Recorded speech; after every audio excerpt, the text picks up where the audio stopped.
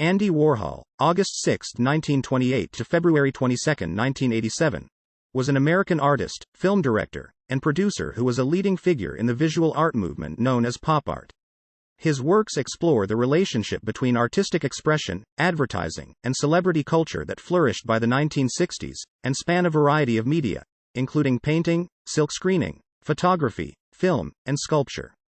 Some of his best-known works include the silkscreen paintings Campbell's Soup Cans and Marilyn Diptych, the experimental films Empire and Chelsea Girls, and the multimedia events known as the Exploding Plastic Inevitable, 1966-67.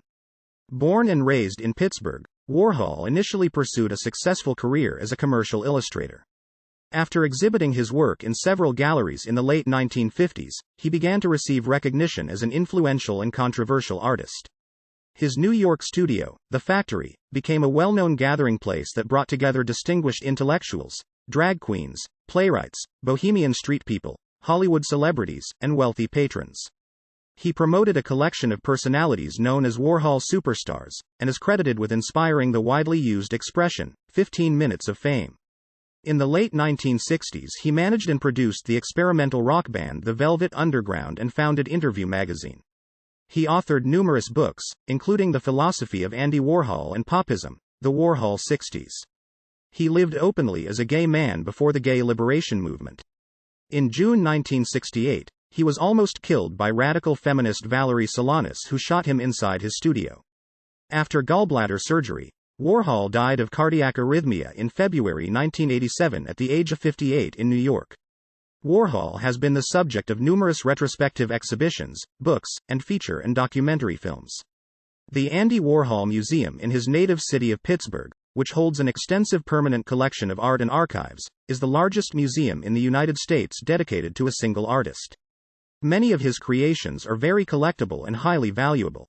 The highest price ever paid for a Warhol painting is $105 million for a 1963 canvas titled Silver Car Crash, Double Disaster. His works include some of the most expensive paintings ever sold. A 2009 article in The Economist described Warhol as the bellwether of the art market. Biography. Early life and beginnings, 1928 to 1949. Warhol was born on August 6, 1928, in Pittsburgh, Pennsylvania. He was the fourth child of Andrei Warhola, Americanized as Andrew Warhola Sr., 1889 to 1942, and Julia, née Zavacka, 1892 to 1972, whose first child was born in their homeland of Austria-Hungary and died before their move to the U.S. His parents were working-class Lemko emigrants from Miko, Austria-Hungary, now called Mikova, located in today's northeastern Slovakia. Warhol's father emigrated to the United States in 1914, and his mother joined him in 1921, after the death of Warhol's grandparents. Warhol's father worked in a coal mine. The family lived at 55 Beelin Street and later at 3252 Dawson Street in the Oakland neighborhood of Pittsburgh. The family was Ruthenian Catholic and attended St. John Chrysostom Byzantine Catholic Church. Andy Warhol had two elder brothers. Pavel, the eldest, was born before the family emigrated. Jan was born in Pittsburgh. Pavel's son, James Warhola, became a successful children's book illustrator. In third grade, Warhol had Sydenham's chorea, also known as St. Vitus dance, the nervous system disease that causes involuntary movements of the extremities, which is believed to be a complication of scarlet fever which causes skin pigmentation blotchiness. At times when he was confined to bed, he drew, listened to the radio and collected pictures of movie stars around his bed. Warhol later described this period as very important in the development of his personality, skill set and preferences. When Warhol was 13, his father died in an accident. As a teenager, Warhol graduated from Shenley High School in 1945. Also as a teen, Warhol won a Scholastic Art and Writing Award. After graduating from high school, his intentions were to study art education at the University of Pittsburgh in the hope of becoming an art teacher, but his plans changed and he enrolled in the Carnegie Institute of Technology, now Carnegie Mellon University in Pittsburgh, where he studied commercial art. During his time there, Warhol joined the campus Modern Dance Club and Beaux-Arts Society. He also served as art director of the student art magazine, Kano, illustrating a cover in 1948 and a full-page interior illustration in 1949. These are believed to be his first two published artworks. Warhol earned a Bachelor of Fine Arts in Pictorial Design in 1949. Later that year, he moved to New York City and began a career in magazine illustration and advertising. 1950s. Warhol's early career was dedicated to commercial and advertising art, where his first commission had been to draw shoes for Glamour magazine in the late 1940s.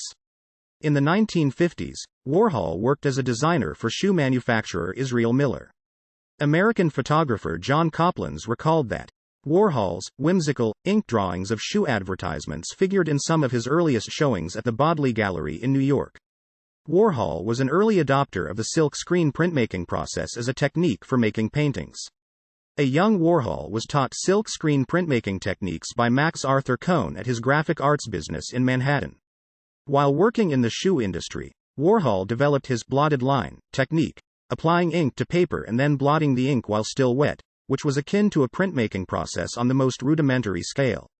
His use of tracing paper and ink allowed him to repeat the basic image and also to create endless variations on the theme, a method that prefigures his 1960s silkscreen canvas. In his book Popism, The Warhol 60s, Warhol writes, "When you do something exactly wrong, you always turn up something." Warhol habitually used the expedient of tracing photographs projected with an epidiotscope.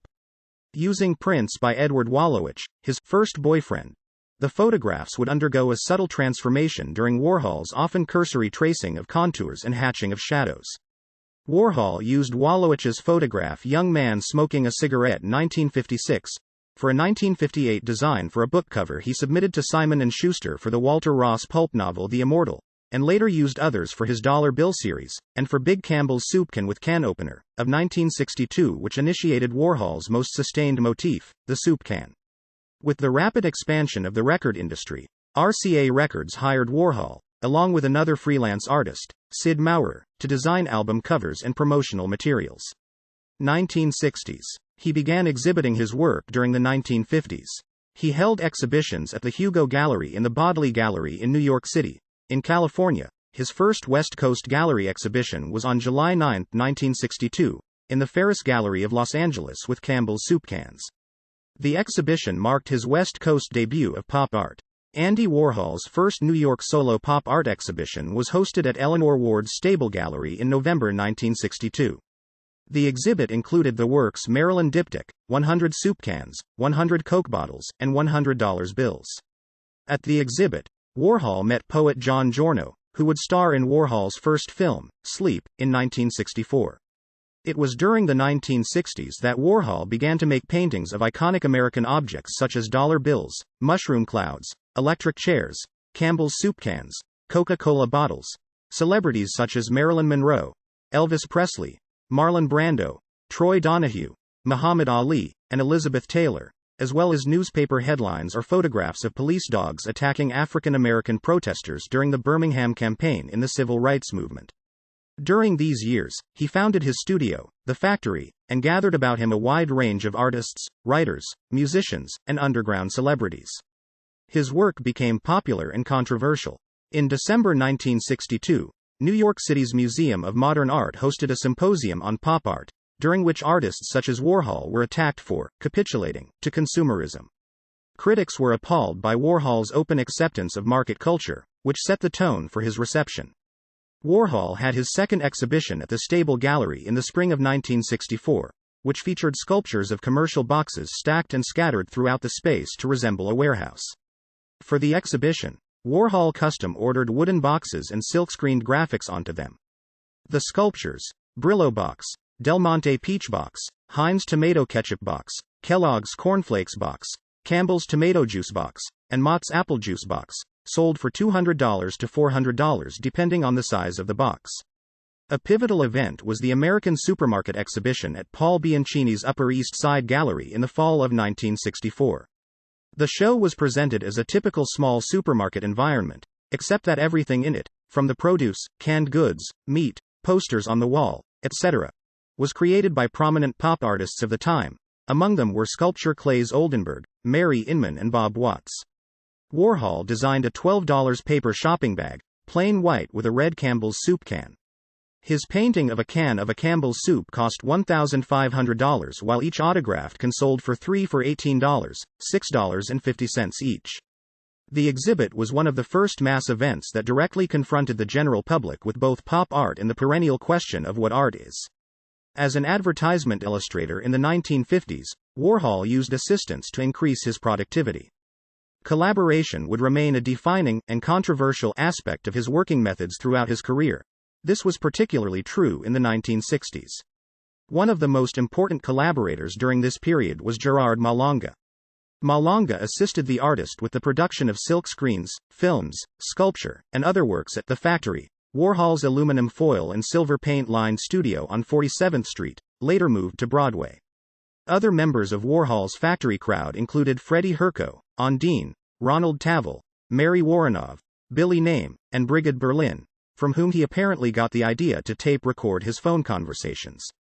During the 1960s, Warhol also groomed a retinue of bohemian and counterculture eccentrics upon whom he bestowed the designation superstars, including Nico, Joe D'Alessandro, Edie Sedgwick, Viva, Ultraviolet, Holly Woodlawn, Jackie Curtis, and Candy Darling.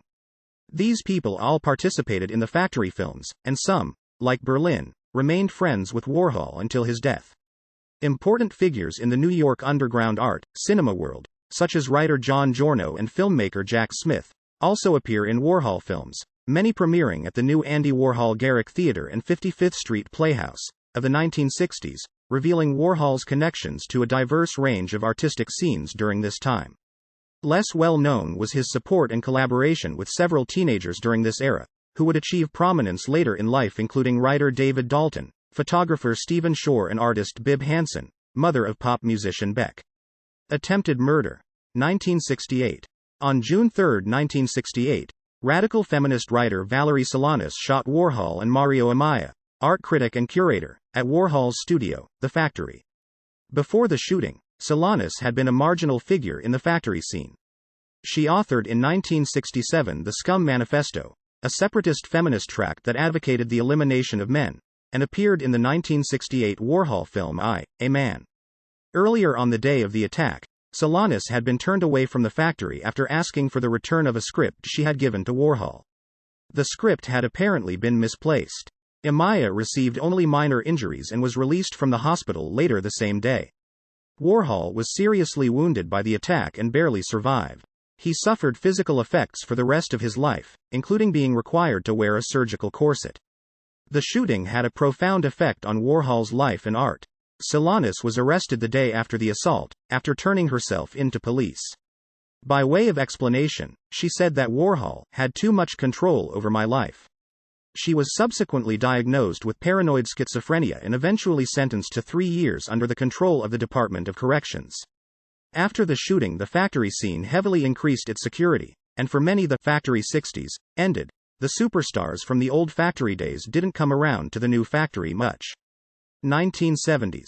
Compared to the success and scandal of Warhol's work in the 1960s, the 1970s were a much quieter decade, as he became more entrepreneurial. According to Bob Colacello, Warhol devoted much of his time to rounding up new, rich patrons for portrait commissions, including Shah of Iran Mohammad Reza Pahlavi, his wife Empress Farah Pahlavi, his sister Princess Ashraf Pahlavi, Mick Jagger, Liza Minnelli, John Lennon, Diana Ross, and Brigitte Bardot. Warhol's famous portrait of Chinese Communist leader Mao Zedong was created in 1973. He also founded, with Gerard Malanga, Interview magazine, and published The Philosophy of Andy Warhol. An idea expressed in the book, Making Money is Art, and Working is Art, and Good Business is the Best Art. Warhol socialized at various night spots in New York City, including Max's Kansas City and, later in the 1970s, Studio 54. He was generally regarded as quiet, shy, and a meticulous observer. Art critic Robert Hughes called him the white mole of Union Square. In 1979, along with his longtime friend Stuart Pivar, Warhol founded the New York Academy of Art. 1980s. Warhol had a re-emergence of critical and financial success in the 1980s, partially due to his affiliation and friendships with a number of prolific younger artists, who were dominating the bull market of 1980s New York art. Jean-Michel Basquiat, Julian Schnabel, David Salle, and other so-called neo-expressionists, as well as members of the trans-avant-garde movement in Europe, including Francesco Clementi and Enzo Cucchi. Before the 1984 Sarajevo Winter Olympics, he teamed with 15 other artists, including David Hockney and Cy Twombly, and contributed a speedskater print to the Art and Sport collection. The speedskater was used for the official Sarajevo Winter Olympics poster. By this time, graffiti artist Fab Five Freddy paid homage to Warhol when he painted an entire train with Campbell soup cans. This was instrumental in Freddy becoming involved in the underground New York City art scene and becoming an associate of Basquiat. Warhol was also being criticized for becoming merely a business artist. In 1979, reviewers disliked his exhibits of portraits of 1970s personalities and celebrities, calling them superficial, facile and commercial, with no depth or indication of the significance of the subjects. They also criticized his 1980 exhibit of 10 portraits at the Jewish Museum in Manhattan, titled Jewish Geniuses, which Warhol, who was uninterested in Judaism and Jews, had described in his diary as "they're going to sell." In hindsight, however, some critics have come to view Warhol's superficiality and commerciality as the most brilliant mirror of our times, contending that Warhol had captured something irresistible about the zeitgeist of American culture in the 1970s. Warhol also had an appreciation for intense Hollywood glamour. He once said, "I love Los Angeles. I love Hollywood. They're so beautiful. Everything's plastic, but I love plastic. I want to be plastic." In 1984, Vanity Fair commissioned Warhol to produce a portrait of Prince, in order to accompany an article that celebrated the success of Purple Rain and its accompanying movie. Referencing the many celebrity portraits produced by Warhol across his career, Orange Prince was created using a similar composition to the Marilyn Flavors series from 1962, among some of Warhol's first celebrity portraits. Prince is depicted in a pop color palette commonly used by Warhol, in bright orange with highlights of bright green and blue. The facial features and hair are screen printed in black over the orange background. In the Andy Warhol diaries, Warhol recorded how excited he was to see Prince and Billy Idol together at a party in the mid-1980s, and he compared them to the Hollywood movie stars of the 1950s and 1960s who also inspired his portraits. "Seeing these two glamour boys, it's like boys are the new Hollywood glamour girls, like Jean Harlow and Marilyn Monroe." Death. Warhol died in Manhattan at 6:32 a.m. on February 22, 1987, at age 58. According to news reports, he had been making a good recovery from gallbladder surgery at New York Hospital before dying in his sleep from a sudden post-operative irregular heartbeat. Prior to his diagnosis and operation, Warhol delayed having his recurring gallbladder problems checked, as he was afraid to enter hospitals and see doctors. His family sued the hospital for inadequate care, saying that the arrhythmia was caused by improper care and water intoxication. The malpractice case was quickly settled out of court. Warhol's family received an undisclosed sum of money.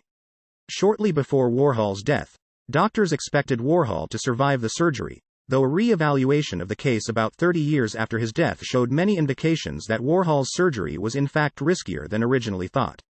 It was widely reported at the time that Warhol died of a routine surgery, though when considering factors such as his age, a family history of gallbladder problems, his previous gunshot wound, and his medical state in the weeks leading up to the procedure, the potential risk of death following the surgery appeared to have been significant. Warhol's brothers took his body back to Pittsburgh, where an open coffin wake was held at the Thomas P. Kunsick Funeral Home. The solid bronze casket had gold-plated rails and white upholstery. Warhol was dressed in a black cashmere suit, a paisley tie, a platinum wig, and sunglasses. He was laid out holding a small prayer book and a red rose. The funeral liturgy was held at the Holy Ghost Byzantine Catholic Church on Pittsburgh's north side. The eulogy was given by Monsignor Peter Tay. Yoko Ono and John Richardson were speakers. The coffin was covered with white roses and asparagus ferns. After the liturgy, the coffin was driven to St. John the Baptist Byzantine Catholic Cemetery in Bethel Park, a south suburb of Pittsburgh. At the grave, the priest said a brief prayer and sprinkled holy water on the casket. Before the coffin was lowered, Paige Powell dropped a copy of Interview magazine, an interview t-shirt, and a bottle of the Estee Lauder perfume, Beautiful, into the grave. Warhol was buried next to his mother and father. A memorial service was held in Manhattan for Warhol on April 1, 1987, at St. Patrick's Cathedral, New York. Works. Paintings. By the beginning of the 1960s, Pop art was an experimental form that several artists were independently adopting. Some of these pioneers, such as Roy Lichtenstein, would later become synonymous with the movement. Warhol, who would become famous as the Pope of Pop, turned to this new style, where popular subjects could be part of the artist's palette. His early paintings show images taken from cartoons and advertisements, hand-painted with paint drips. Marilyn Monroe was a pop art painting that Warhol had done, and it was very popular. Those drips emulated the style of successful abstract expressionists, such as Willem de Kooning. Warhol's first pop art paintings were displayed in April 1961, serving as the backdrop for New York department store Bonwit Teller's window display.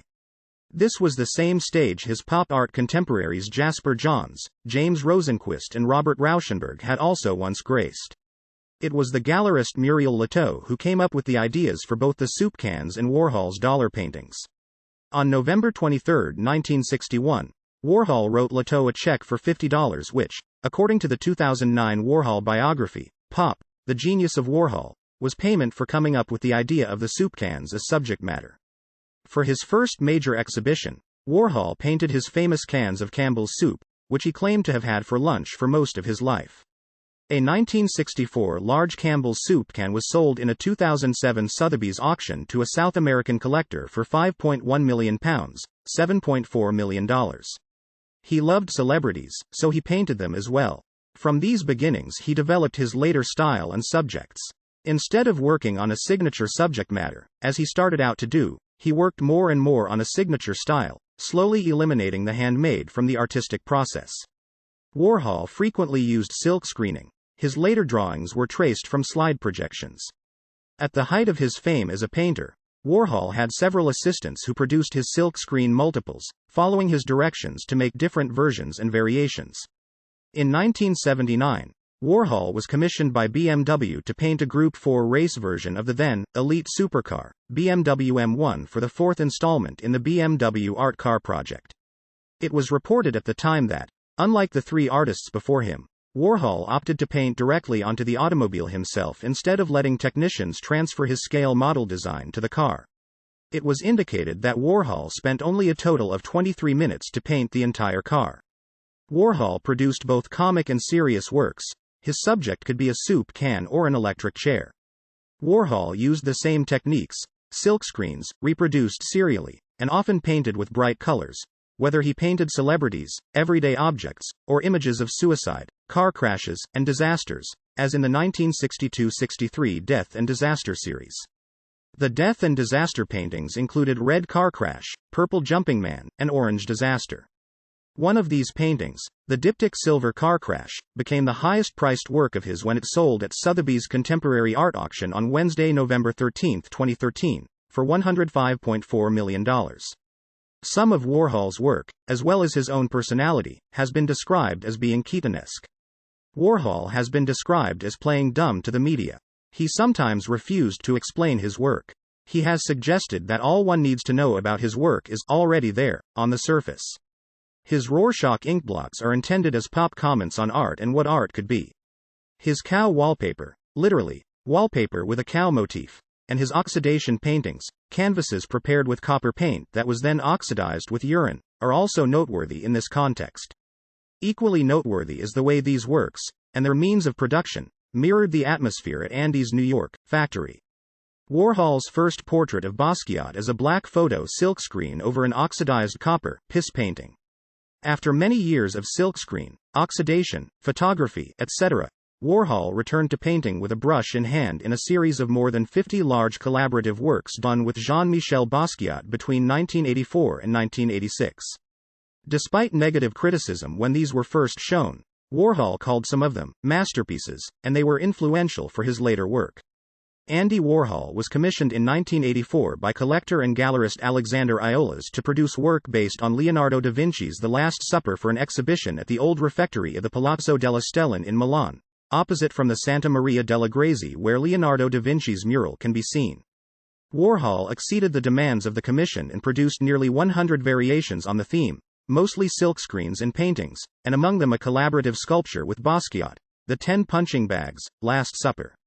The Milan exhibition that opened in January 1987 with a set of 22 silk screens, was the last exhibition for both the artist and the gallerist. The series of The Last Supper was seen by some as arguably his greatest, but by others as wishy-washy, religiosy, and spiritless. It is the largest series of religious-themed works by any U.S. artist. Artist Maurizio Cattelan describes that it is difficult to separate daily encounters from the art of Andy Warhol. That's probably the greatest thing about Warhol. The way he penetrated and summarized our world, to the point that distinguishing between him and our everyday life is basically impossible, and in any case useless. Warhol was an inspiration towards Cattelan's magazine and photography compilations, such as Permanent Food, Charlie, and Toilet Paper. In the period just before his death, Warhol was working on Cars, a series of paintings for Mercedes-Benz. A self-portrait by Andy Warhol, 1963-64, which sold in New York at the May post-war and contemporary evening sale in Christie's, fetched $38.4 million. On May 9, 2012, his classic painting Double Elvis, Ferris type, sold at auction at Sotheby's in New York for $33 million United States dollars. With commission, the sale price totaled $37,042,500 United States dollars, short of the $50 million that Sotheby's had predicted the painting might bring. The piece, silkscreen ink and spray paint on canvas, shows Elvis Presley in a gunslinger pose. It was first exhibited in 1963 at the Ferris Gallery in Los Angeles. Warhol made 22 versions of the Double Elvis, 9 of which are held in museums. In November 2013, his silver car crash, Double Disaster, Diptych sold at Sotheby's Contemporary Art Auction for $105.4 million, a new record for the pop artist. Pre-auction estimates were at $80 million. Created in 1963, this work had rarely been seen in public in the previous years. In November 2014, Triple Elvis sold for $81.9 million, £51.9 million, at an auction in New York. Filmography. Warhol attended the 1962 premiere of the static composition by Lamonti Young called Trio for Strings and subsequently created his famous series of static films. Filmmaker Jonas Mekas, who accompanied Warhol to the Trio premiere, claims Warhol's static films were directly inspired by the performance. Between 1963 and 1968, he made more than 60 films, plus some 500 short black and white, screen test, portraits of factory visitors. One of his most famous films, Sleep, monitors poet John Giorno sleeping for 6 hours. The 35-minute film blowjob is one continuous shot of the face of Deveron Bookwalter supposedly receiving oral sex from filmmaker Willard Moss, although the camera never tilts down to see this. Another, Empire, consists of 8 hours of footage of the Empire State Building in New York City at dusk. The film Eat consists of a man eating a mushroom for 45 minutes. Batman Dracula is a 1964 film that was produced and directed by Warhol, without the permission of DC Comics. It was screened only at his art exhibits. A fan of the Batman series, Warhol's movie was an homage to the series, and is considered the first appearance of a blatantly campy Batman. The film was until recently thought to have been lost, until scenes from the picture were shown at some length in the 2006 documentary Jack Smith and the Destruction of Atlantis.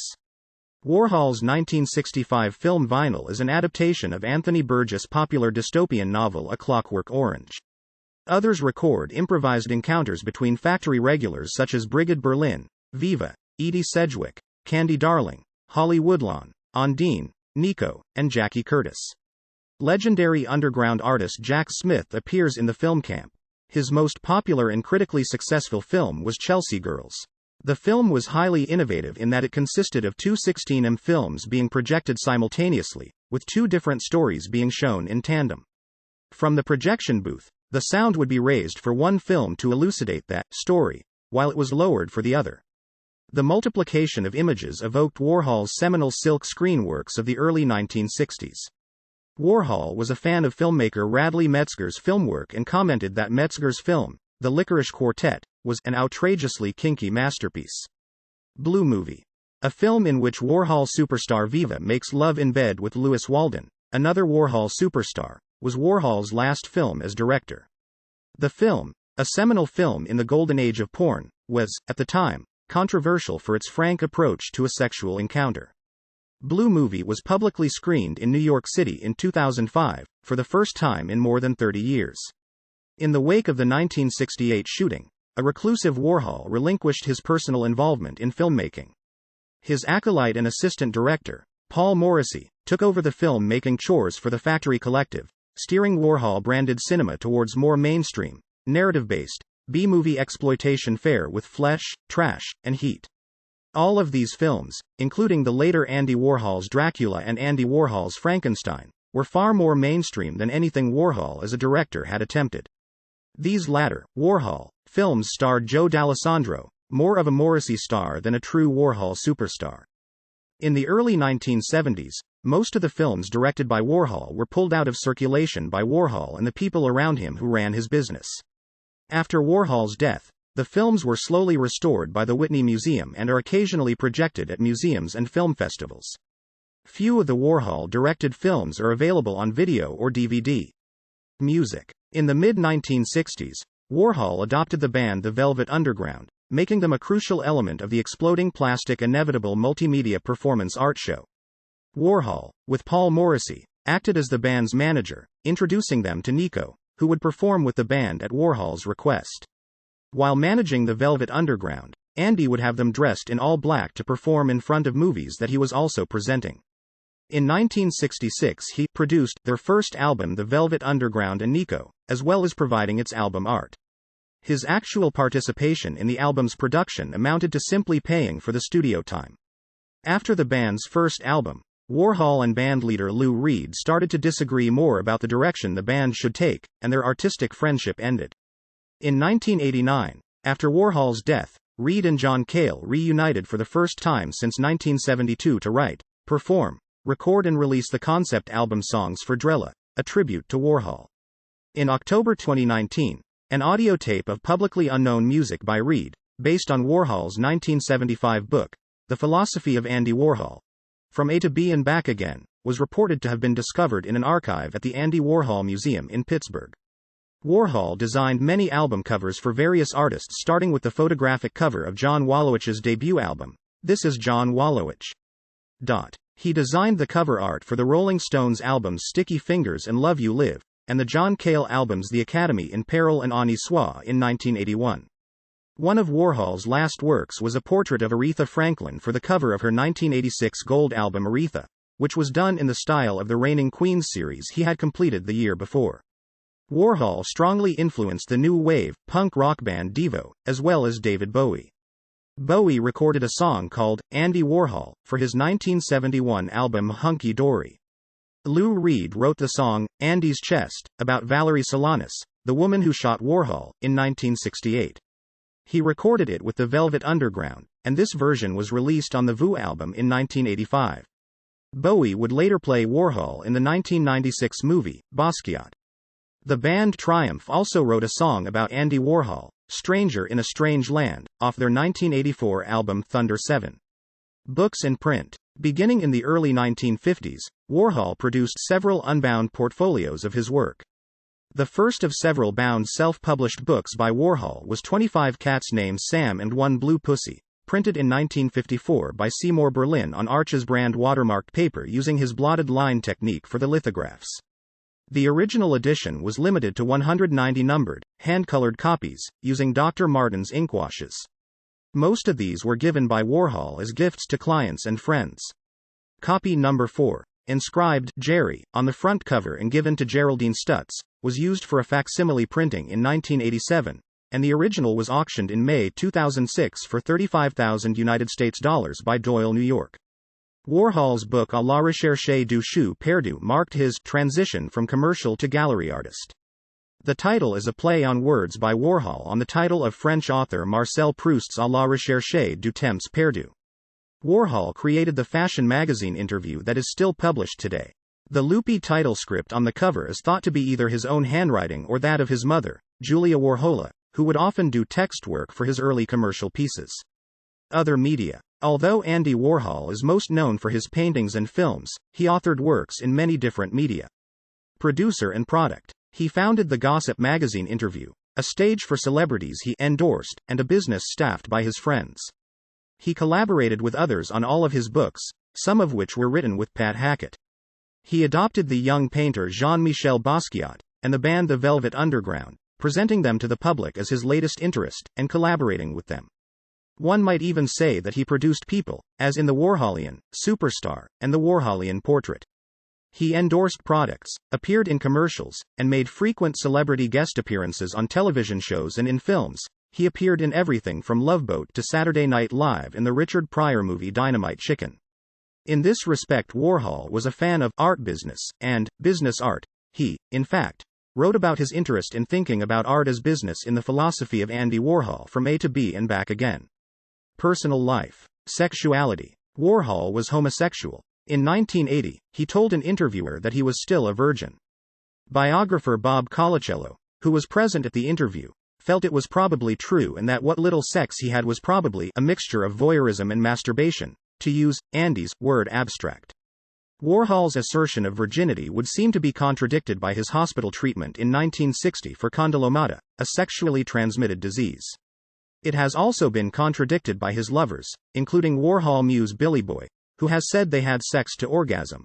When he wasn't being Andy Warhol and when you were just alone with him, he was an incredibly generous and very kind person. What seduced me was the Andy Warhol who I saw alone. In fact, when I was with him in public, he kind of got on my nerves. I'd say, "You're just obnoxious, I can't bear you." Billy Name also denied that Warhol was only a voyeur, saying, "He was the essence of sexuality. It permeated everything. Andy exuded it, along with his great artistic creativity. It brought a joy to the whole art world in New York."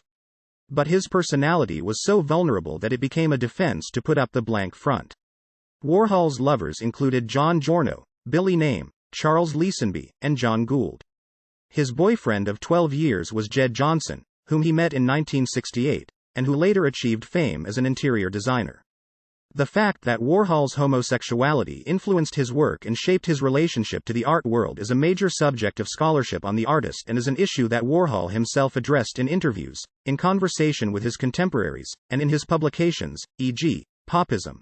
The Warhol 1960s. Throughout his career, Warhol produced erotic photography and drawings of male nudes.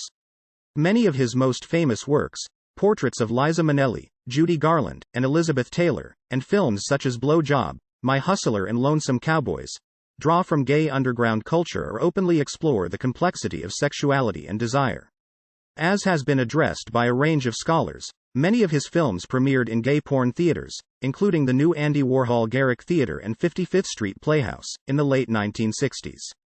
The first works that Warhol submitted to a fine art gallery, homoerotic drawings of male nudes, were rejected for being too openly gay. In Popism, furthermore, the artist recalls a conversation with the filmmaker Emile D'Antonio about the difficulty Warhol had being accepted socially by the then more famous, but closeted, gay artists Jasper Johns and Robert Rauschenberg. D'Antonio explained that Warhol was too swish and that upsets them. In response to this, Warhol writes, "There was nothing I could say to that. It was all too true. So I decided I just wasn't going to care, because those were all the things that I didn't want to change anyway, that I didn't think I should want to change. Other people could change their attitudes but not me." In exploring Warhol's biography, many turn to this period, the late 1950s and early 1960s, as a key moment in the development of his persona.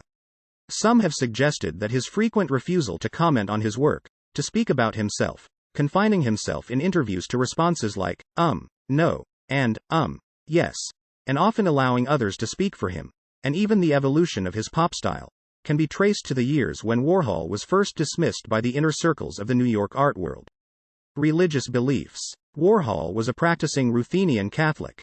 He regularly volunteered at homeless shelters in New York City, particularly during the busier times of the year, and described himself as a religious person. Many of Warhol's later works depicted religious subjects, including two series, Details of Renaissance Paintings and The Last Supper. In addition, a body of religious-themed works was found posthumously in his estate.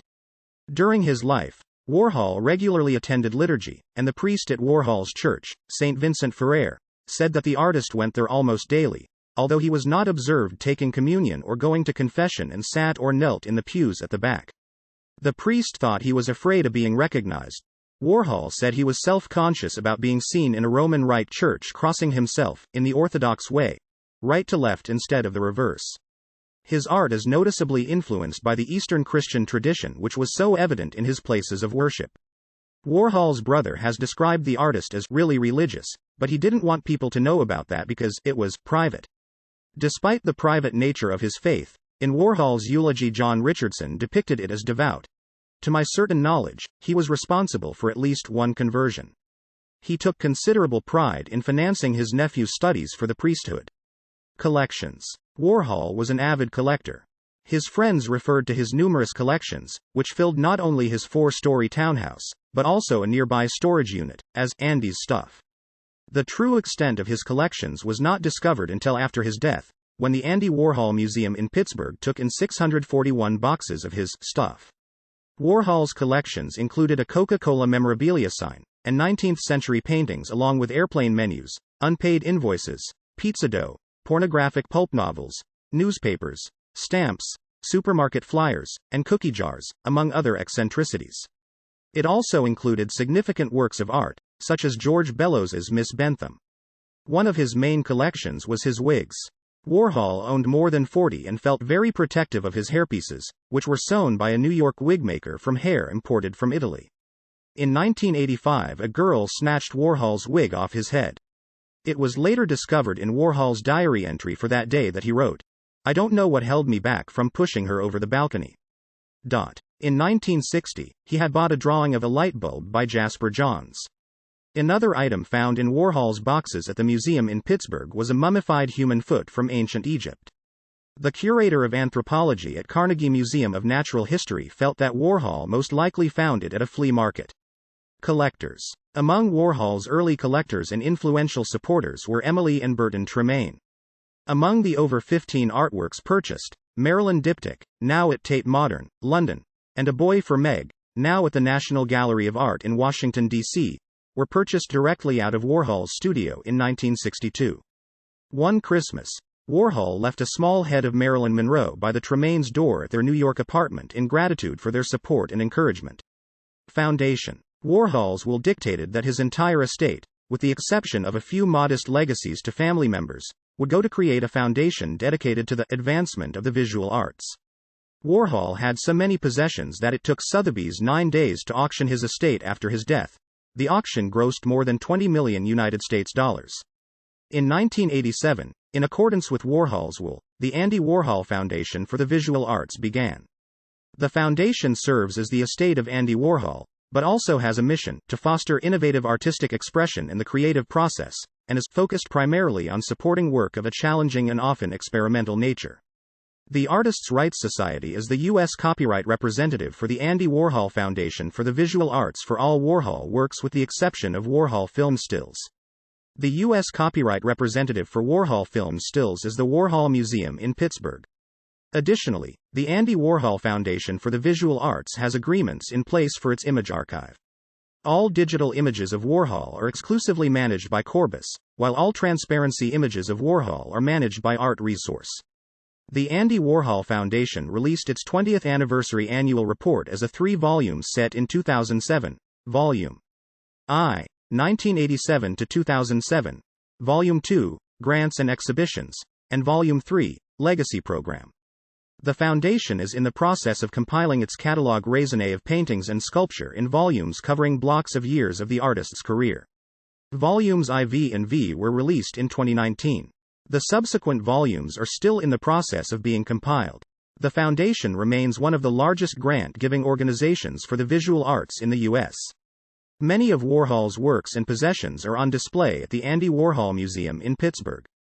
The foundation donated more than 3,000 works of art to the museum. Media about Warhol. Films. Warhol appeared as himself in the film Cocaine Cowboys and in the film Tootsie. After his death, Warhol was portrayed by Crispin Glover in Oliver Stone's film The Doors, by David Bowie in Julian Schnabel's film Basquiat, and by Jared Harris in Mary Harron's film I Shot Andy Warhol. Warhol appears as a character in Michael Dougherty's opera Jackie O. Actor Mark Bringleson makes a brief cameo as Warhol in Austin Powers, International Man of Mystery. Many films by avant-garde cineast Jonas Mekas have caught the moments of Warhol's life. Sean Gregory Sullivan depicted Warhol in the film 54. Guy Pearce portrayed Warhol in the film Factory Girl about Edie Sedgwick's life. Actor Greg Travis portrays Warhol in a brief scene from the film Watchmen. In the movie Highway to Hell, a group of Andy Warhols are part of the Good Intentions Paving Company, where good-intentioned souls are ground into pavement. In the film Men in Black 3, Andy Warhol turns out to really be undercover MIB Agent W, played by Bill Hader. Warhol is throwing a party at the factory in 1969, where he is looked up by MIB agents K and J from the future. Agent W is desperate to end his undercover job. "I'm so out of ideas, I'm painting soup cans and bananas, for Christ's sakes. You gotta fake my death, okay? I can't listen to sitar music anymore. And I can't tell the women from the men." Andy Warhol, portrayed by Tom Meaton, is one of main characters of the 2012 British television show Noel Fielding's luxury comedy. The character is portrayed as having robot-like mannerisms. In the 2017 feature The Billionaire Boys Club, Cary Elwes portrays Warhol in a film based on the true story about Ron Levin, portrayed by Kevin Spacey, a friend of Warhol's who was murdered in 1986. In September 2016, it was announced that Jared Leto would portray the title character in Warhol, an upcoming American biographical drama film produced by Michael DeLuca and written by Terrence Winter, based on the book Warhol, the biography by Victor Bockris. Television. Warhol appeared as a recurring character in TV series Vinyl, played by John Cameron Mitchell. Warhol was portrayed by Evan Peters in the American Horror Story cult episode, Valerie Solanas Died for Your Sins, Scumbag. The episode depicts the attempted assassination of Warhol by Valerie Solanas, Lena Dunham. In early 1969, Andy Warhol was commissioned by Braniff International to appear in 2 television commercials to promote the luxury airlines "When You Got It, Flaunt It" campaign. The campaign was created by the advertising agency Lois Holland Calloway, which was led by George Lois, creator of a famed series of Esquire magazine covers. The first commercial series involved pairing unlikely people who shared the fact that they both flew Braniff Airways. Warhol was paired with boxing legend Sonny Liston. The odd commercial worked as did the others that featured unlikely fellow travelers such as painter Salvador Dali and baseball legend Whitey Ford. 2 additional commercials for Braniff were created that featured famous persons entering a Braniff jet and being greeted by a Braniff hostess while espousing their like for flying Braniff. Warhol was also featured in the first of these commercials that were also produced by Lois and were released in the summer of 1969. Lois has incorrectly stated that he was commissioned by Braniff in 1967 for representation during that year, but at that time Madison Avenue Advertising Diane Mary Wells Lawrence, who was married to Braniff's chairman and president Harding Lawrence, was representing the Dallas-based carrier at that time. Lois succeeded Wells Rich Green Agency on December 1, 1968. The rights to Warhol's films for Braniff and his signed contracts are owned by a private trust and are administered by Braniff Airways Foundation in Dallas, Texas. Books. A Biography of Andy Warhol written by art critic Blake Gopnik was published in 2020 under the title Warhol. Honors. In 2002, the U.S. Postal Service issued an 18-cent stamp commemorating Warhol. Designed by Richard Sheaf of Scottsdale, Arizona, the stamp was unveiled at a ceremony at the Andy Warhol Museum and features Warhol's painting, Self-Portrait, 1964. In March 2011, a chrome statue of Andy Warhol and his Polaroid camera was revealed at Union Square in New York City. A crater on Mercury was named after Warhol in 2012. This audio uses material from the Wikipedia article Andy Warhol n.wikipedia.org/wiki/Andy_Warhol, which is released under the license Creative Commons. Attribution Share Alike 3.0 Unported. CC by SA 3.0 creativecommons.org/licenses/by SA/3.0